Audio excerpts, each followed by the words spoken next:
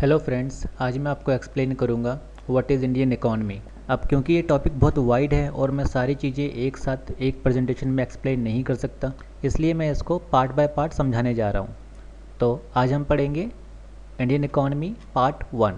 किसी भी इकॉनमी को समझने के लिए बेहतर होगा आप पहले उसके स्ट्रक्चर को समझिए।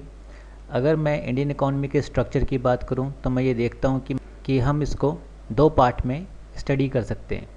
फर्स्ट पार्ट है institutional setup of the Indian economy and the second part है द इंडियन इकॉनमी। तो इस प्रेजेंटेशन में हम सबसे पहले फर्स्ट पॉइंट यानी कि institutional setup of the Indian economy को पढ़ेंगे। Now the topic is institutional setup of Indian economy. तो अगर मैं इंडियन इकॉनमी की इंस्टीट्यूशनल सेटअप के बारे में बात करूं तो हम ये देखते हैं कि इसको भी हम दो पार्ट में डिवाइड कर सकते हैं। First is economic and second is non economic, यानी कि आर्थिक और गैर आर्थिक, जिसे हम सोशल इंस्टीट्यूशन भी कहते हैं। तो बात करते हैं इकोनॉमिक इंस्टीट्यूशन के बारे में। तो अगर मैं इंडिया के इकोनॉमिक इंस्टीट्यूशन के बारे में बात करूं तो इंडिया का इकोनॉमिक इंस्टीट्यूशन 4 टाइप्स का है। First, productive enterprises. Second, economic agencies. Third, government regulating agencies. And fourth, market. तो first is productive enterprises. Productive enterprises किसे कहते हैं? प्रोडक्टिव एंटरप्राइजेज बेसिकली सारे बिजनेस हाउसेस को इंक्लूड करता है, यानी कि जितने भी बिजनेस अभी हो रहा है इंडिया के अंदर उन सबको मैं अगर मिलाऊं तो वो बनता है प्रोडक्टिव एंटरप्राइज। अब चाहे इसको चलाने वाला प्राइवेट इंडिविजुअल हो या गवर्नमेंट, पर वह कहलाएगा प्रोडक्टिव एंटरप्राइजेज, क्योंकि वो कुछ ना कुछ प्रोड्यूस कर रहे हैं। Second is economic agencies. Bharat की अर्थव्यवस्था में बहुत सारी इकोनॉमिक एजेंसीज़ हैं, जैसे कि बैंक्स हैं, फाइनेंशियल इंस्टीट्यूशंस हैं, इंश्योरेंस कंपनीज़ हैं, इन्वेस्टमेंट एजेंसीज़ हैं या स्टॉक एक्सचेंज हैं। ये सारे फाइनेंस से रिलेटेड काम कर रहे हैं, इसलिए इसको इकोनॉमिक एजेंसीज़ कहा जाता है। Third point is government regulating agencies. Government regulating agencies basically वो एजेंसीज़ हैं जो किसी न किसी सेक्टर को रेगुलेट करती हैं, यानी कि उस पर अपना पूरा कंट्रोल रखती हैं। जैसे आप जानते ही हैं, reserve bank of India India में चलने वाले सारे बैंक्स के ऊपर कंट्रोल करता है। इसी तरीके से प्लानिंग कमीशन ऑफ इंडिया या फाइनेंस कमीशन एट्सेट्रा, ये सारे किसी न किसी पर्टिकुलर सेक्टर को कंट्रोल एंड रेगुलेट करते हैं, इसलिए इसे कहा जाता है regulating agencies. And the last one is market. India का मार्केट बहुत बड़ा माना जाता है और इसमें वर्क करने वाले भी कई कैटेगरीज़ की हैं, जैसे होलसेलर जिसे हम थोक विक्रेता कहते हैं, या रिटेल मार्केट जिसे हम फुटकर विक्रेता कहते हैं।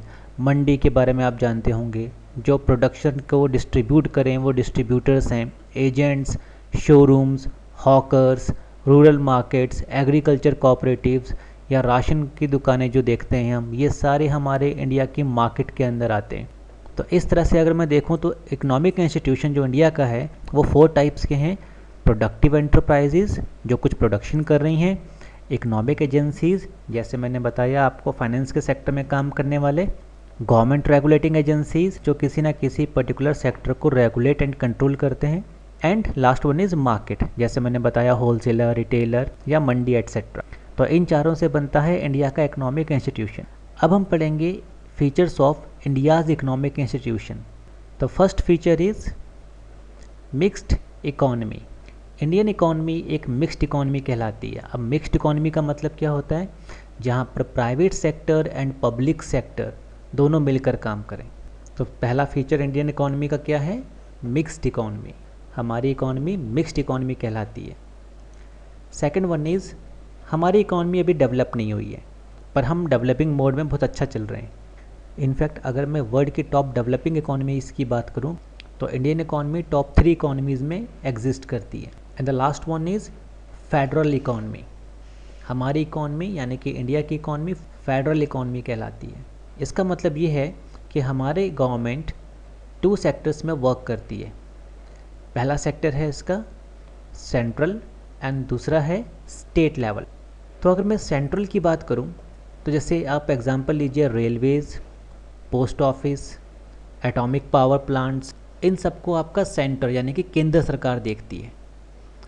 और अगर मैं बात करूं education, irrigation, electricity, road transport, etcetera, ये सब आपके स्टेट्स यानी कि राज्य सरकार के अंडर आते हैं।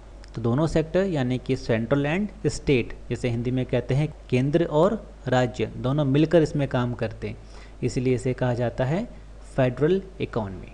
तो अभी हमने कई सारे पॉइंट्स पढ़े, आपको कन्फ्यूज़न ना हो इसलिए मैं एक बार रिपीट कर रहा हूँ इसको।